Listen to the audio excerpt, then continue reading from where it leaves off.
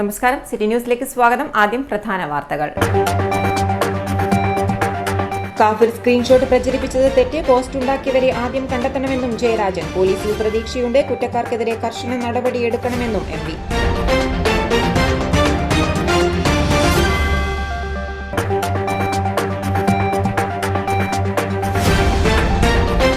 വള്ളങ്ങളുടെ വർദ്ധിപ്പിച്ച licence fees പിൻവലിക്കണം, പ്രതിഷേധവുമായി മത്സ്യത്തൊഴിലാളികൾ. ദേശീയ മത്സ്യത്തൊഴിലാളി കോൺഗ്രസ് ജില്ലാ കമ്മിറ്റിയുടെ നേതൃത്വത്തിൽ മാർച്ച് നടത്തി. കേരളത്തിന്റെ സൈന്യത്തോട് സർക്കാർ ഇപ്പോൾ അവഗണനയെന്ന് കുറ്റപ്പെടുത്തൽ.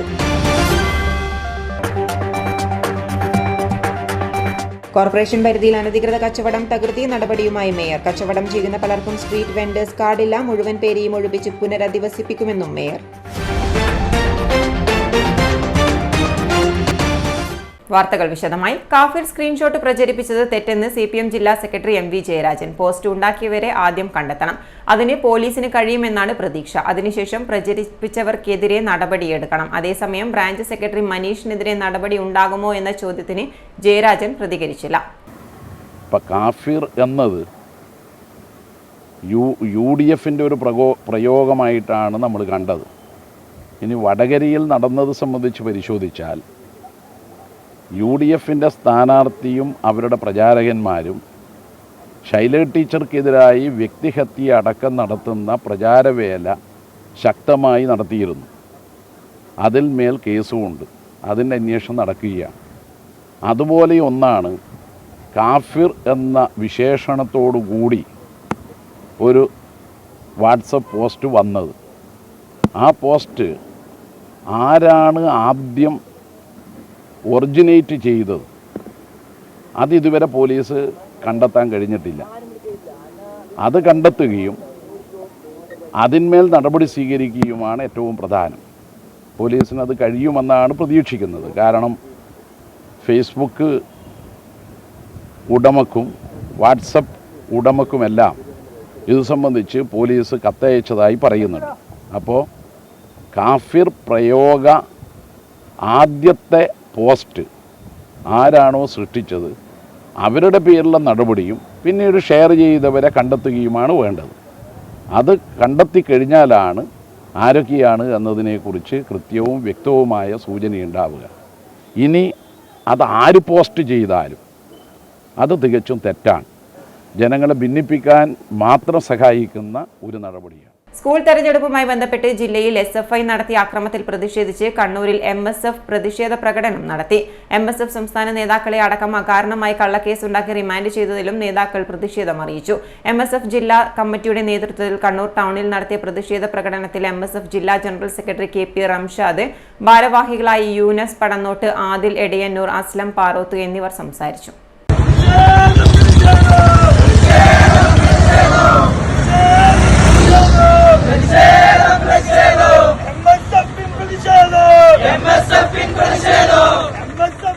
പോകുന്നത് എന്നാണ് ഞങ്ങൾ കരുതുന്നത്. ഇവിടെ പ്രിയപ്പെട്ട DYFIക്കാരോടും SFIക്കാരോടും പറയാനുള്ളത്, കഴിഞ്ഞ ദിവസം നടന്ന സ്കൂൾ തെരഞ്ഞെടുപ്പുമായി ബന്ധപ്പെട്ട് ജില്ലയിലാകെ വിദ്യാർത്ഥികൾക്ക് നേരെയും MSF നേതാക്കൾക്കെതിരെയും SFI DYFI ഗുണ്ടകൾ നടത്തിയ അക്രമത്തിൽ പ്രതിഷേധിച്ചാണ് പ്രകടനം നടത്തിയത്. MSF നേതാക്കളെ അടക്കം അകാരണമായി കള്ളക്കേസുണ്ടാക്കി റിമാൻഡ് ചെയ്തതിൽ പ്രതിഷേധിച്ചാണ് MSF കണ്ണൂർ ജില്ലാ കമ്മിറ്റിയുടെ നേതൃത്വത്തിൽ കണ്ണൂർ ടൗണിൽ പ്രതിഷേധ പ്രകടനം നടത്തിയത്. MSF ജില്ലാ ജനറൽ സെക്രട്ടറി KP റംഷാദ്, ഭാരവാഹികളായ യൂനസ് പടന്നോട്ട്, ആദിൽ എടയന്നൂർ, അസ്ലം പാറയത്ത് എന്നിവർ സംസാരിച്ചു. സുഹൈൽ M, K ജാബിർ, വാഫി കല്ലായി, ഷാനിബ് കാനിച്ചേരി, ഷമൽ V, ഹക്കീം കുന്നുങ്കൈ, അർഷാദ്, റഷാദ്, ആർഷിൽ, സവാദ് എന്നിവർ നേതൃത്വം നൽകി.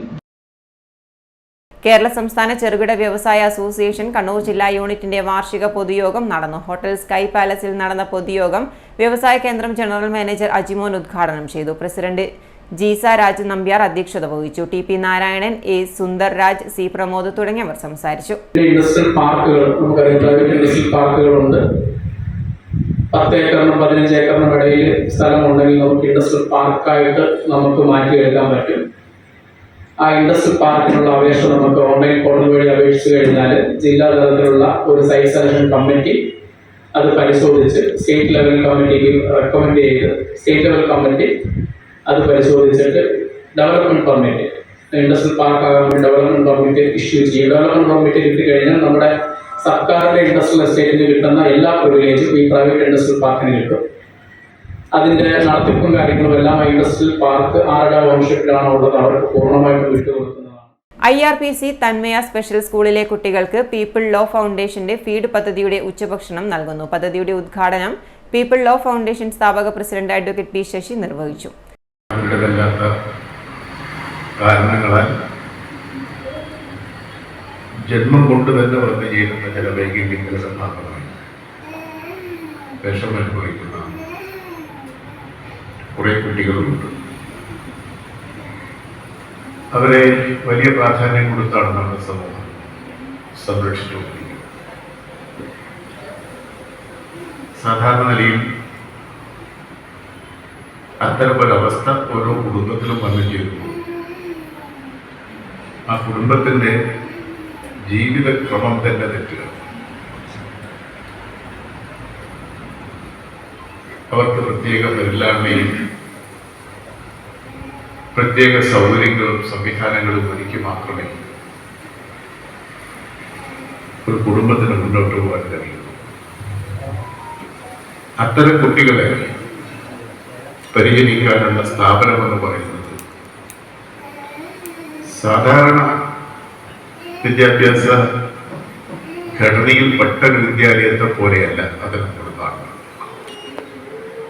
ഏറ്റവും പ്രാധാന്യം കൊടുത്തു പിന്തുണച്ചും നമ്മൾ നിലനിർത്തുകയും സംരക്ഷിക്കുകയും ചെയ്യുന്ന ഒരു സംവിധാനമാണ് ഈ സ്പെഷ്യൽ സ്കൂൾ എന്നത് നമുക്കറിയാം.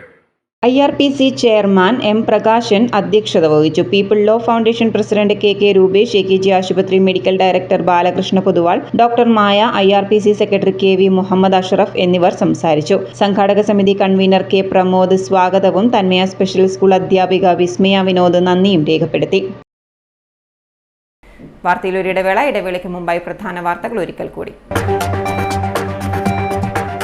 കാഫിർ സ്ക്രീൻഷോട്ട് പ്രചരിപ്പിച്ചത് തെറ്റ്, പോസ്റ്റ് ഉണ്ടാക്കിയവരെ ആദ്യം കണ്ടെത്തണമെന്നും ജയരാജൻ. പോലീസിൽ പ്രതീക്ഷയുണ്ട്, കുറ്റക്കാർക്കെതിരെ കർശന നടപടിയെടുക്കണമെന്നും MV.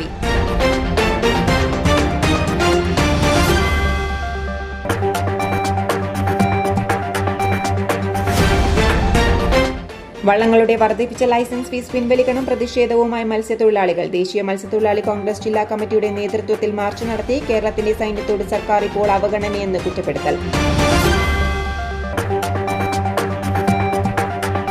കോർപ്പറേഷൻ പരിധിയിൽ അനധികൃത കച്ചവടം തകർത്തി നടപടിയുമായി മേയർ. കച്ചവടം ചെയ്യുന്ന പലർക്കും സ്ട്രീറ്റ് വെൻഡേഴ്സ് കാർഡില്ല. മുഴുവൻ പേരെയും ഒഴിപ്പിച്ച് പുനരധിവസിപ്പിക്കുമെന്നും മേയർ.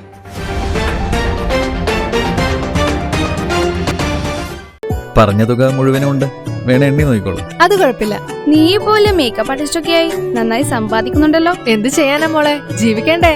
കോഴ്സ് കംപ്ലീറ്റ് ചെയ്യുന്നതിന് മുന്നേ തന്നെ ഇത്തരം വർക്ക്സ് ഒക്കെ ചെയ്യാൻ പറ്റും. അതിന് എക്സ്പീരിയൻസ് ഒക്കെ വേണ്ടേ? പെർഫെക്റ്റ് ട്രെയിനിങ് കിട്ടുന്നുണ്ടെങ്കിൽ എല്ലാം സിമ്പിൾ അല്ലേ? കോഴ്സ് ചെയ്തുകൊണ്ടിരിക്കുമ്പോ തന്നെ സമ്പാദിക്കാൻ പറ്റുന്ന രീതിയിലാണ് GITD അവരുടെ ഓരോ സിലബസും ട്രെയിനിങ്ങും എല്ലാം ക്രമീകരിച്ചിട്ടുള്ളത്. Professional Diploma in Fashion Designing, Advanced Diploma in Fashion Designing and Diploma in Fashion Designing. Professional Diploma in Beautician and Cosmetology, Advanced Diploma in Beautician and Cosmetology and Diploma in Beautician. പരിചയസമ്പന്നരായ അധ്യാപകരുടെ നേതൃത്വത്തിലുള്ള pre primary teachers training course, കൂടാതെ online and offline ക്ലാസുകൾ. GITD തൊഴിൽ പരിശീലനത്തിലൂടെ സ്ത്രീ ശാക്തീകരണം. GITD എന്റെ അഭിമാനം, എന്റെ മേൽവിലാസം.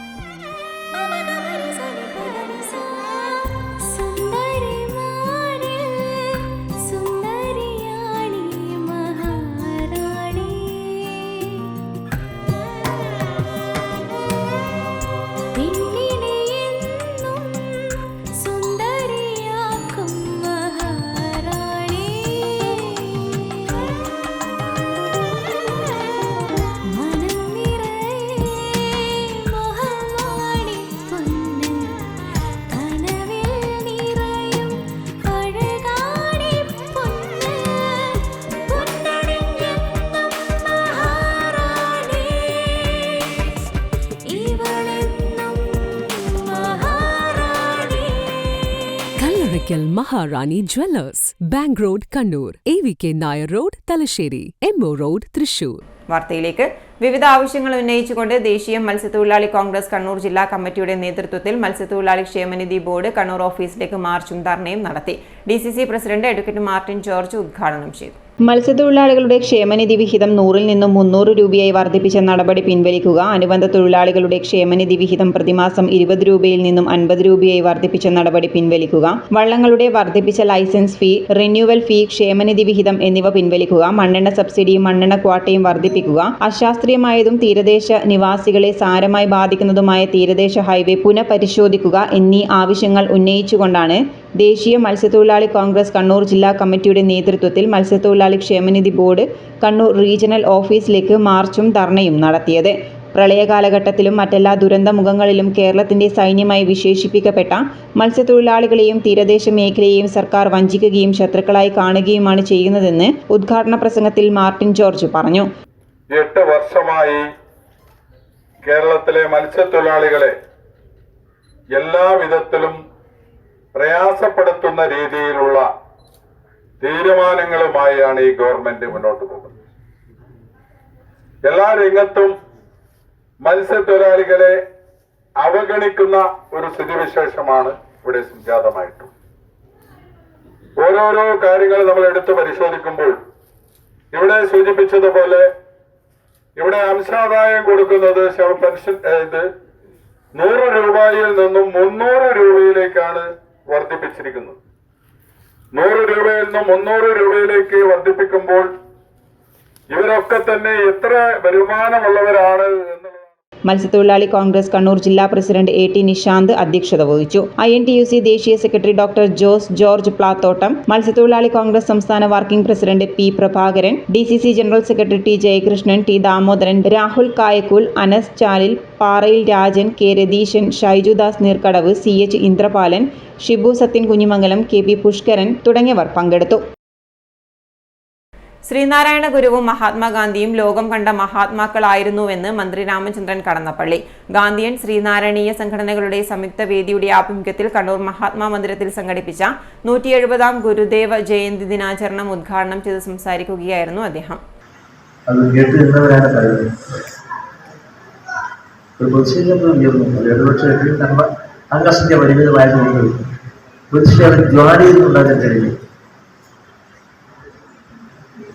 ലോകം ഗാന്ധിയിലേക്ക് മടങ്ങുകയാണ്. ലോകസമാധാനത്തിലേക്കിരിക്കുന്ന ഐക്യരാഷ്ട്ര സംഘടനയുടെ ആസ്ഥാന കവാടത്തിലേക്കുള്ള പ്രധാനപ്പെട്ട പ്രവേശന കവാടത്തിൽ ഗാന്ധിജിയുടെ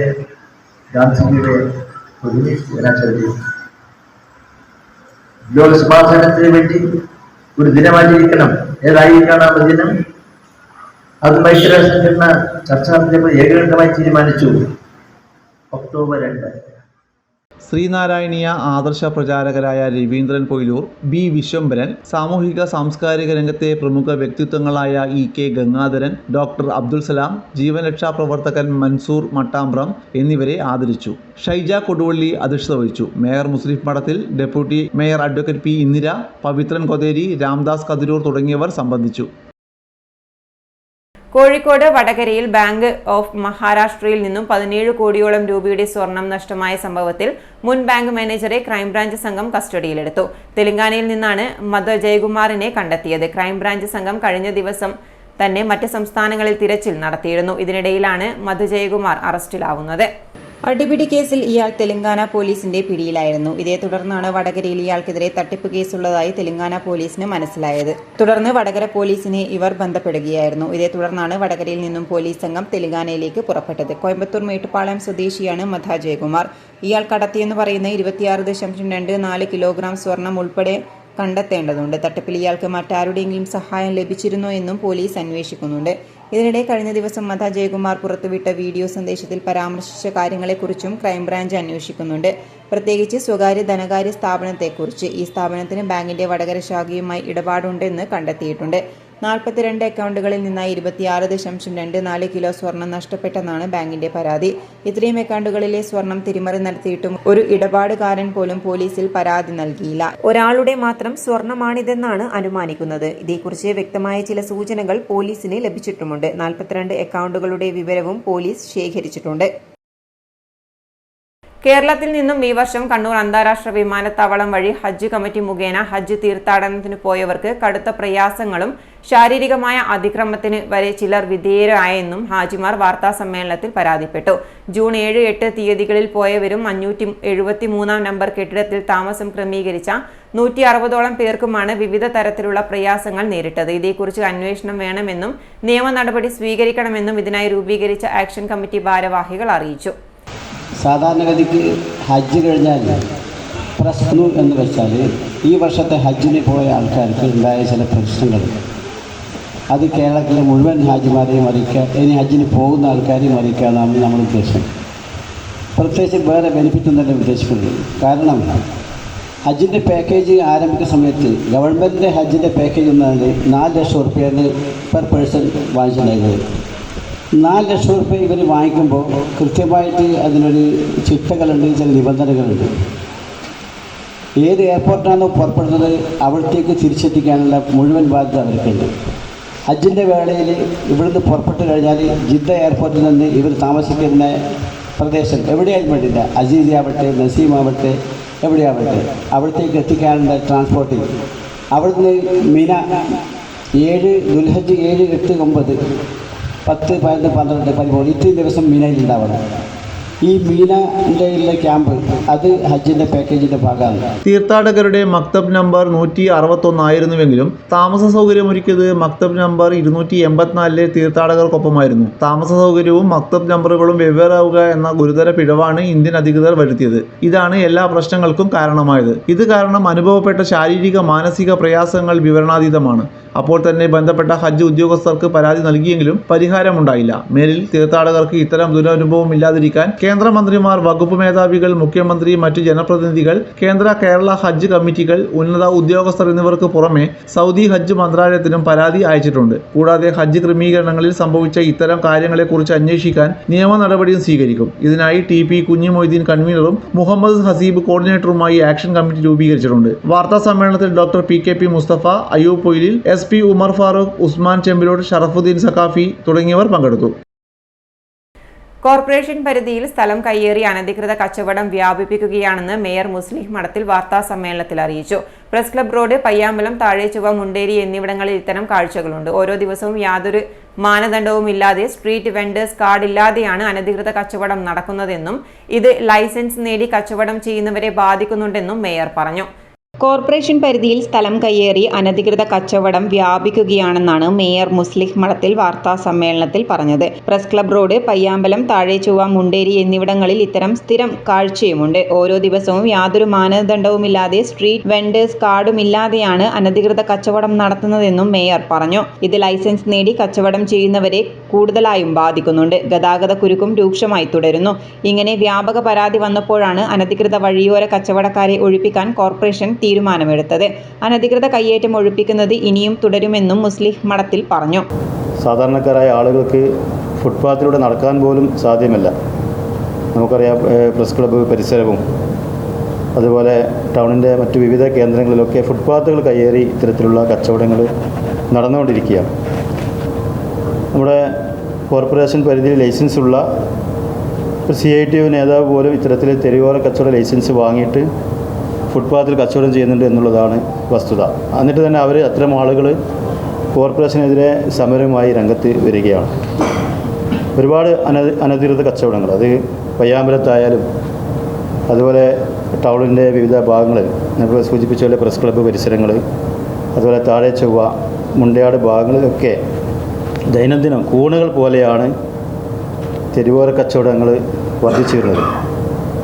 ഇവരൊന്നും യാതൊരു മാനദണ്ഡവുമില്ലാതെ കോർപ്പറേഷൻ്റെ സൂചിപ്പിച്ചതുപോലെ തിരിച്ചൽ കാർഡ്, സ്ട്രീറ്റ് വെൻഡേഴ്സിൻ്റെ തിരിച്ചൽ കാർഡ് ലഭിക്കാത്തതും സർവേയിൽ ഉൾപ്പെടാത്തതുമായ ആളുകളാണ്.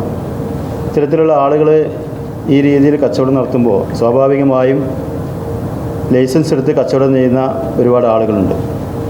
അത് അതിപ്പോൾ സ്വകാര്യ കെട്ടിടത്തിൽ ചെയ്യുന്ന ആളുകളുണ്ട്, അതുപോലെ കോർപ്പറേഷൻ്റെ തന്നെ ബിൽഡിങ്ങിൽ കച്ചവടം ചെയ്യുന്ന ആളുകളുണ്ട്. അവരൊക്കെ ഒരു ഒഴിഞ്ഞു പോകുന്ന ഒരു സ്ഥിതിയിലാണ് കാര്യങ്ങൾ മുന്നോട്ട് പോകുന്നത്. ഒഴിപ്പിക്കുന്ന വഴിയോര കച്ചവടക്കാരെ പുനരധിവസിപ്പിക്കാൻ കോർപ്പറേഷൻ പരിധിയിൽ വിവിധ സ്ഥലങ്ങളും കോർപ്പറേഷൻ കണ്ടെത്തിയിട്ടുണ്ട്. പയ്യാമ്പലത്ത് കോർപ്പറേഷൻ സ്ഥലം കയ്യേറി സ്വകാര്യ വ്യക്തി ബങ്കുകൾ കെട്ടി വാടകയ്ക്ക് നൽകുകയാണ്. കോർപ്പറേഷന് യാതൊരു വരുമാനവും ഇത്തരത്തിൽ ലഭിക്കുന്നില്ല. ഇത്തരം കയ്യേറ്റങ്ങളെ ഒഴിപ്പിക്കുന്നതാണ് ഇനി തുടരുന്നത്. നഗരത്തിലെ പെട്രോൾ പമ്പുകൾ പൊതു ടോയ്ലറ്റ് ഇല്ലാതെ പ്രവർത്തിക്കുന്നതായും കണ്ടെത്തിയിട്ടുണ്ട്. ഇത്തരം പമ്പുകൾക്കെതിരെയും നടപടികൾ ഉണ്ടാവും. വാർത്താസമ്മേളനത്തിൽ ഡെപ്യൂട്ടി മേയർ പി ഇന്ദിര, മുൻ മേയർ ടി ഒ മോഹനൻ, സ്ഥിരം സമിതി അധ്യക്ഷന്മാരായ Suresh Babu Eliyavoor, Shameema teacher, M P Rajesh തുടങ്ങിയവരും പങ്കെടുത്തു. സ്വാതന്ത്ര്യദിനാഘോഷങ്ങളുടെ ഭാഗമായി തളാപ്പ് മിക്സഡ് UP സ്കൂളിൽ വിവിധ പരിപാടികൾ നടന്നു. രക്ഷിതാക്കൾ പങ്കെടുത്ത ട്രൈ കളർ ഫുഡ് ഫെസ്റ്റ് ഏവരുടെയും ശ്രദ്ധ പിടിച്ചുപറ്റി. ഇത്തവണത്തെ സ്വാതന്ത്ര്യദിനാഘോഷം തളാപ്പ് മിക്സഡ് UP സ്കൂളിന് വർണ്ണാഭമായിരുന്നു. രാവിലെ തന്നെ പതാക ഉയർത്തലും മറ്റു പരിപാടികൾക്കും ശേഷം ഏവരുടെയും മനം കവർന്ന ഫുഡ് ഫെസ്റ്റിലേക്കാണ് കടന്നത്. അതും മൂവർണ്ണ കൊടി പോലെ പ്ലേറ്റുകളിൽ നിരന്നപ്പോൾ കുട്ടികൾക്കടക്കം കൗതുകം അടക്കാനായില്ല.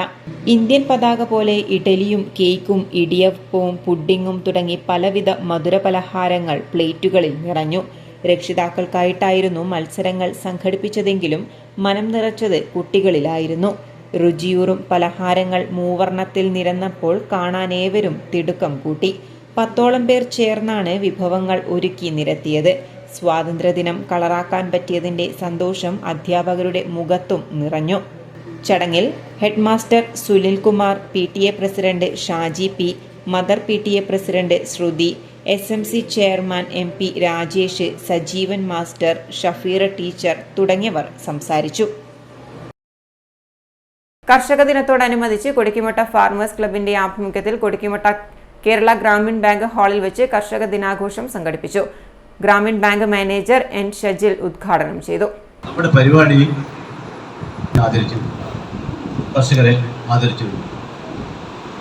അതുപോലെ തന്നെ ഇത്തവണയും നമ്മൾ കഴിഞ്ഞ മീറ്റിങ്ങിൽ ഒരു അജണ്ട ഞങ്ങൾ എടുത്തിരുന്നു.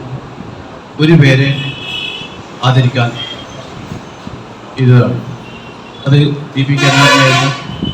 അപ്പോഴാണ് എനിക്ക് മനസ്സിൽ തോന്നിയത് നമ്മുടെ രവിയേട്ടനെ സംബന്ധിച്ച് പറയാമെന്ന് വെച്ചാൽ, നല്ല കർഷകൻ. ഞങ്ങളുടെ 2008 തുടങ്ങിയ ഫാർമേഴ്സ് ക്ലബിൽ അംഗമായിരുന്ന കരുണാകരനും രവിയേട്ടനും. പ്രസ് ക്ലബ് പ്രസിഡന്റ് വാഴയിൽ പ്രകാശൻ അധ്യക്ഷത വഹിച്ചു. P ഉത്തമൻ മാസ്റ്റർ സ്വാഗതം പറഞ്ഞു. ചടങ്ങിൽ കർഷകരായ PV കരുണാകരൻ, പൂക്കണ്ടി രവീന്ദ്രൻ എന്നിവരെ ആദരിച്ചു. നടീൽ വസ്തുക്കളുടെ വിതരണം T അനിൽകുമാർ, അസിസ്റ്റന്റ് മാനേജർമാരായ ഫിദമോൾ, കുമാരി സിന്ദൂര എന്നിവരും നിർവഹിച്ചു. PP രഞ്ജൻ, K ഉമാവതി, അജിത ശ്രീനിവാസൻ തുടങ്ങിയവർ സംസാരിച്ചു. കേരളം കണ്ട മഹാത്മാവായ സാമൂഹ്യ പരിഷ്കർത്താക്കളിൽ ഒരാളായിരുന്നു മഹാത്മാനായ അയ്യങ്കാളി എന്ന് advocate P Santhosh Kumar MP.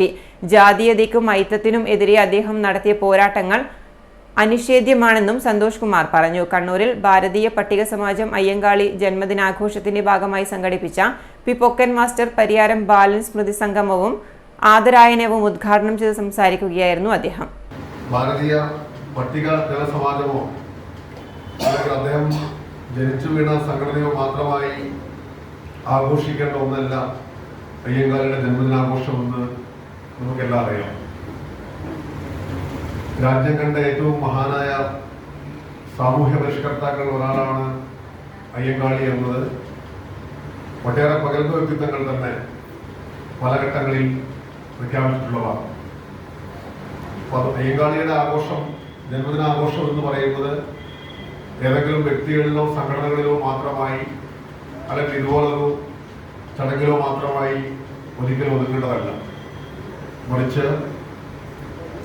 ഇന്ന് നാം കാണുന്ന കേരളം, അതിന് പരിമിതികളുണ്ട്, ധാരാളമായ ദൗർബല്യങ്ങളുണ്ട്, നമ്മൾ പരിഹരിക്കേണ്ടതായ നിരവധി ഉച്ചനീചത്വങ്ങളുണ്ട്.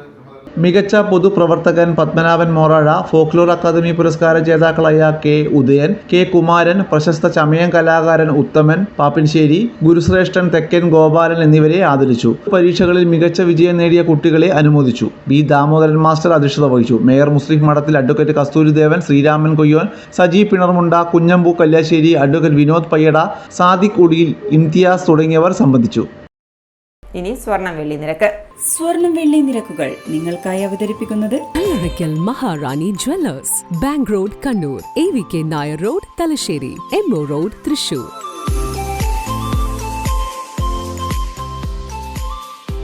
സ്വർണം ഗ്രാമിന് 6670 രൂപ, പവന് 53,360 രൂപ, വെള്ളി 91 രൂപ. അവസാനമായി പ്രധാന വാർത്തകൾ ഒരിക്കൽ കൂടി. കാഫിർ സ്ക്രീൻഷോട്ട് പ്രചരിപ്പിച്ചത് തെറ്റ്, പോസ്റ്റ് ഉണ്ടാക്കിയവരെ ആദ്യം കണ്ടെത്തണമെന്നും ജയരാജൻ. പോലീസിൽ പ്രതീക്ഷയുണ്ട്, കുറ്റക്കാർക്കെതിരെ കർശന നടപടിയെടുക്കണമെന്നും MP.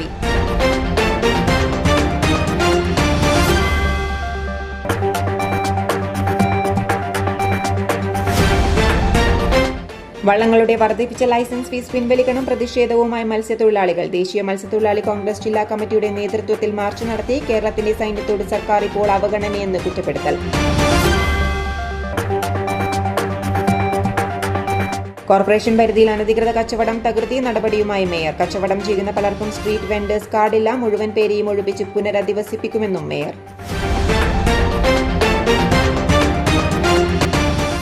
ഇതോടെ ഈ ബുള്ളറ്റിൻ പൂർണ്ണമാകുന്നു. നമസ്കാരം.